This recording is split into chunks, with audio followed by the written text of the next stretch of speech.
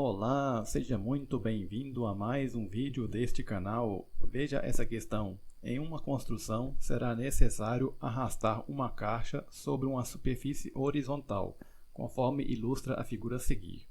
Para tanto, verifica-se que a caixa tem massa de 200 kg e que os coeficientes de atrito estático e dinâmico entre as superfícies de contato da caixa e do plano são respectivamente 0,5 e 0,3. Sabe-se ainda que cada trabalhador dessa construção exerce uma força horizontal de 200 newtons e que um só trabalhador não é capaz de fazer o serviço sozinho.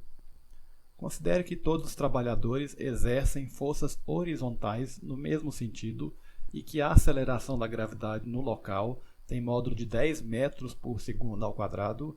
Após colocar a caixa em movimento, os trabalhadores a deslocam com velocidade constante por uma distância de 12 metros. Quantos trabalhadores serão necessários para conseguir colocar a caixa em movimento? Vamos inicialmente desenhar as forças que atuam sobre a caixa. Nós temos aqui a força peso, que é a força da gravidade, ela é vertical e para baixo. O peso é calculado como sendo a massa vezes a gravidade. De acordo com o enunciado, a massa da caixa é de 200 kg. A aceleração da gravidade é 10 metros por segundo ao quadrado.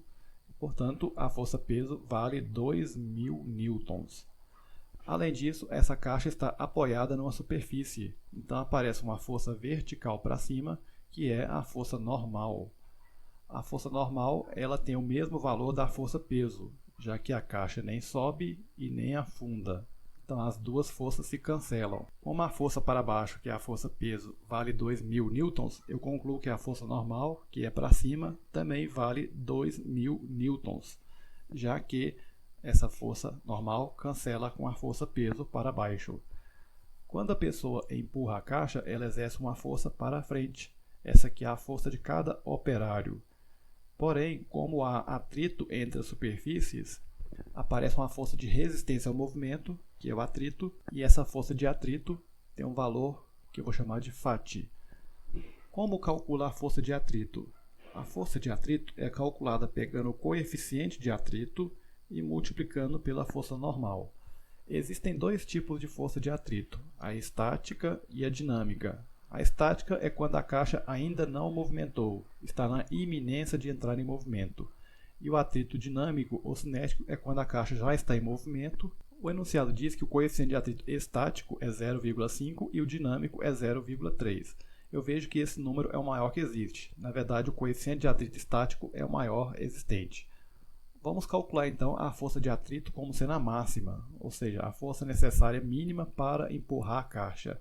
O coeficiente de atrito é 0,5, como dito anteriormente, e a força normal tem o mesmo valor da força peso, ou seja, vale 2.000 newtons. Dessa forma, eu calculo facilmente que a força de atrito estática vai ser de 1.000 newtons. De acordo com o enunciado, a força que cada operário exerce é de 200 newtons. Se eu tiver 2 operários, vai ser de 400 newtons, 3 operários, 600 newtons e assim por diante. Vamos agora fazer uma simples regra de 3. Um operário ele exerce uma força que vale 200 newtons. Mas para empurrar a caixa, a força vai ter que ser maior do que 1.000 newtons. Então, para 1.000 newtons, eu precisaria de quantos operários? X. Fazendo os cálculos, encontro que o X é de 1.000 que divide por 200. 1.000 dividido por 200 vai dar 5 operários.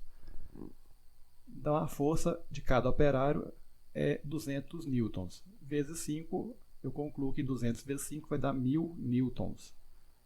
Mas com 1.000 newtons, eu não consigo empurrar a caixa, porque a força de atrito foi calculada e vale 1.000 newtons. Ou seja, a força para a esquerda irá cancelar com a direita.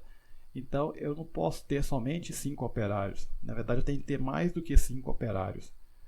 Se eu tiver, por exemplo, 6 operários, a força será 1.200 e a caixa estará em movimento. Dessa forma, eu concluo que esse x tem que ser maior do que 5 e não pode ser exatamente igual a 5. E o primeiro número que tem maior do que 5 é 6.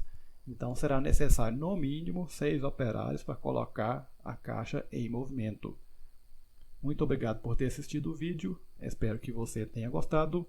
Abraços e até o próximo vídeo. Falou!